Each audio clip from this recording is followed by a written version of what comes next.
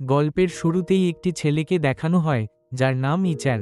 ছেলেটির একটি অসুখ রয়েছে যা তার জীবনকে এক কঠিন যন্ত্রণায় পরিণত করেছে। ছেলেটিকে যখনই কেউ স্পর্শ করে তার গোটা শরীর ধীরে ধীরে লাল হয়ে ফুলে ওঠে, যেন তার শরীরের প্রতিটি কোষে আগুন জ্বলে উঠছে। ছেলেটি জেডএমজি কোম্পানির সিইও, কিন্তু তার এই অসুখ তাকে এক ধরনের একাকিত্বে আটকে রেখেছে। অন্যদিকে একটি মেয়েকে দেখানো হয় যার নাম চাও নোয়াও নোয়াও। মেয়েটির জীবনে দুর্ভাগ্য যেন পিছু ছাড়ছে না। তার স্বপ্ন ছিল জেডএমজি কোম্পানিতে জয়েন করে অ্যানিমেশন গেমস তৈরি করার, কিন্তু তার সাথে জীবনের প্রতিটি পদক্ষেপে দুর্ঘটনাই ঘটছে।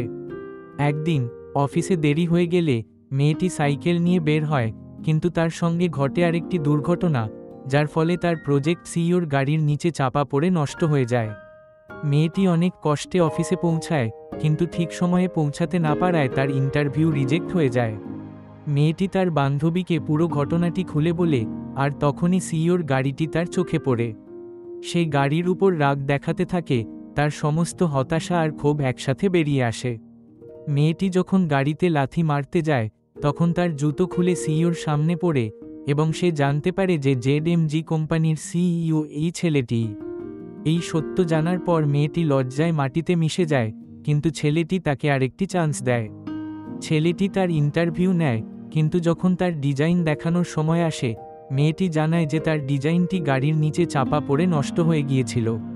এই কথা শুনে মেয়েটি কাঁদো কাঁদো হয়ে সেখান থেকে বেরিয়ে পড়ে, যেন তার সমস্ত আশা হারিয়ে গেছে। একাকী, হতাশ, মেয়েটি একটি রেস্টুরেন্টে যায়, সেখানে একটি লোকের সাথে তার দেখা হয়।